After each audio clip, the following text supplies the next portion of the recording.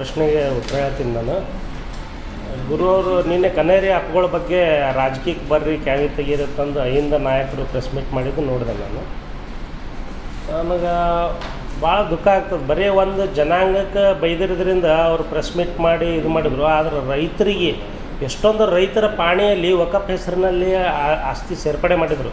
ಅವ್ರಿಗೆ ಎಷ್ಟು ನಂದಿರಬೇಕು? ಇವರು ಬರೀ ಒಂದು ವಿಷಯ ಬಂದಾಗ ರಾಜಕೀಯಕ್ಕೆ ಬರ್ರಿ ನೀವು ಕ್ಯಾವಿ ತೆಗೀರಿ ಅಂತ ಅವರು ಏನು ಮಾಡ್ತಾಯಿದ್ದಾರೆ?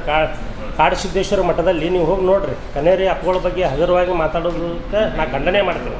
ಯಾಕಂದ್ರೆ ಕನೇರಿ ಒಳಗೆ ಇವ್ರು ಇಲ್ಲಿ ಬಿಜಾಪುರ ಜಿಲ್ಲೆಯೊಳಗೆ ಹುಟ್ಟಿ ಅಲ್ಲಿ ಕನೇರಿ ಮಠದ ಗುರುಗಳಾಗ್ಯಾರ. ಅಲ್ಲಿ ಹೋಗಿ ಏನು ಮಾಡ್ತಾಯಿದ್ದಾರೆ ನೋಡಿರಿ. ಸಾವಯವ ಕೃಷಿ ಬಗ್ಗೆ ಅವರು ಎಷ್ಟೊಂದು ಕೆಲಸ ಮಾಡ್ತಾಯಿದ್ದಾರೆ ಗುರುಗಳು.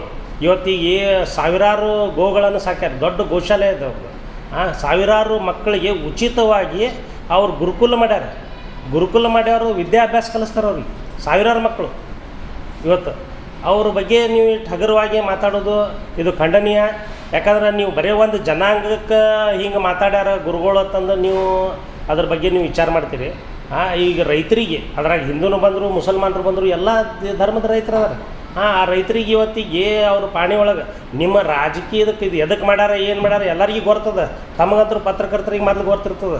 ಈ ಮೂಢ ಹಗರಣವನ್ನು ಮುಚ್ಚಾಕೋ ಸಲುವಾಗಿ ಬಿಜಾಪುರಕ್ಕಿಂತ ಹೆಚ್ಚಿಗೆ ಆಸ್ತಿ ಬೀದರ್ ಒಳಗದ ವಕಫ್ ಆಸ್ತಿ. ಅದು ಬಿಟ್ಟು ನೀವು ಬಿಜಾಪುರದಾಗ ಎಬ್ಬಿಸ್ತೀರಿ, ಇಲ್ಲೊಬ್ರಿಗೆ ಅಡ್ವಾನ್ಸ್ ತಯಾರು ಮಾಡ್ತೀರಿ. ಎಲ್ಲ ನಮ್ಮ ಪಕ್ಷದವರು ಮಿಲಾವಟ್ ಅದಾರ ಅದ್ರಾಗ.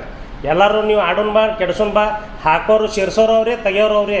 ಇದು ಎದಕ್ಕೆ ಮೂಢ ಹಗರಣನೇ ಮುಚ್ಚೋಯ್ತು. ಸಿದ್ದರಾಮಯ್ಯವರು ತಮ್ಮ ಕುರ್ಚಿ ಉಳಿಸೋ ಸಲುವಾಗಿ ರೈತರನ್ನ ಬಲಿಪಶು ಮಾಡ್ತಾರೆ. ಅವ್ರು ಬರೀ ಟ್ರೇಲರ್ ತೋರಿಸ್ಯಾರ. ಈಗ ಜನ ಪಿಕ್ಚರ್ ತೋರಿಸ್ತಾರೆ. ಬರುವಂಥ ಇಲೆಕ್ಷನ್ ಒಳಗೆ ಜನ ಅವ್ರಿಗೆ ಪಿಕ್ಚರ್ ತೋರಿಸ್ತಾರೆ. ನಿಮ್ಮ ಅದು ಇದಕ್ಕೆ ಬಂದಂಗೆ ಮಾಡಿ ಸ್ವಾಮೀಜಿಗಳ ಬಗ್ಗೆ ಮನೆ ಬಂದಂತೆ ನೀವು ಮಾತಾಡ್ತೀರಿ. ಅವರು ರೈತರಿಗಾಗಿದ್ದು ಅವ್ರ ತ್ರಾಸು ಎಷ್ಟು ಪಟ್ಕೋತಾರಂದ್ರೆ